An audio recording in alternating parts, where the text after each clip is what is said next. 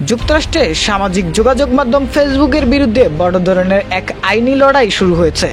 ফেসবুকের মূল প্রতিষ্ঠান মেটার বিরুদ্ধে অবৈধভাবে ব্যবহারকারীদের তথ্য সংগ্রহ এবং বিনিয়োগকারীদের সঙ্গে প্রতারণার অভিযোগে দায়ের করা হয়েছে 800 কোটি মার্কিন ডলারের ক্ষতিপূরণ মামলা। গতকাল বুধবার 16 জুলাই ডেলাওয়্যার আদালতে এই মামলা 8 দিনের শুনানি শুরু হয়েছে। মামলা করেছেন মেটার বিনিয়োগকারীরা। তাদের অভিযোগ, ফেসবুক ব্যবহারকারীদের ব্যক্তিগত তথ্য অবৈধ ও অনৈতিকভাবে সংগ্রহ করে তা রাজনৈতিক উদ্দেশ্যে ব্যবহার করেছে। এই তথ্য কেলেঙ্কারির দায় মেটার নয়, বরং প্রতিষ্ঠানের প্রধান নির্বাহী কর্মকর্তা মার্ক জাকারবার্গ এবং অন্যান্য সংশ্লিষ্ট কর্মকর্তাদের নিতে হবে বলে দাবি তাদের। বিনিয়োগকারীরা অভিযোগে উল্লেখ করেন 2018 সালে ক্যামব্রিজ অ্যানালাইটিকা নামে একটি রাজনৈতিক পরামর্শক প্রতিষ্ঠান লাখো ফেসবুক ব্যবহারকারীর তথ্য সংগ্রহ করে। পরে এই তথ্য যুক্তরাষ্ট্রের প্রেসিডেন্ট নির্বাচনে ডোনাল্ড ট্রাম্পের প্রচারে ব্যবহার করা হয়।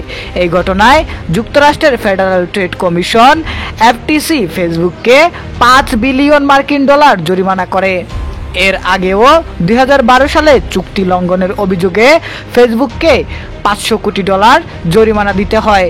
উভয় ক্ষেত্রেই জরিমানার টাকা মেটার তহবিল থেকে পরিশোধ করা হলেও বিনিয়োগকারীদের দাবি, এর দায়ভার ব্যক্তিগতভাবে জাকারবার্গ ও সংশ্লিষ্টদের নিতে হবে। নতুন মামলায় বিনিয়োগকারীরা দাবি করেছেন, ফেসবুক থেকে তথ্য নিয়ে জাকারবার্গ নিজের শেয়ার বিক্রি করে $1 বিলিয়ন ডলারেরও বেশি লাভ করেন।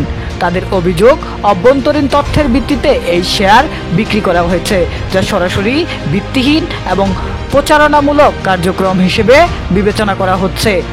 তবে মেটার আইনজীবীরা এই অভিযোগ প্রত্যাখ্যান করেছেন। তাদের দাবি, জাকারবার্গ কোনো অভ্যন্তরীণ বা গোপন তথ্যের ভিত্তিতে শেয়ার বিক্রি করেননি। এই মামলার শুনানি ডেলাওয়্যার আদালতের বিচারক ক্যাথলিন ম্যাককর্মিকের অধীনে চলছে। মামলার রায় এবং ক্ষতিপূরণ সংক্রান্ত সিদ্ধান্ত পেতে কয়েক মাস সময় লাগতে পারে বলে ধারণা করা হচ্ছে।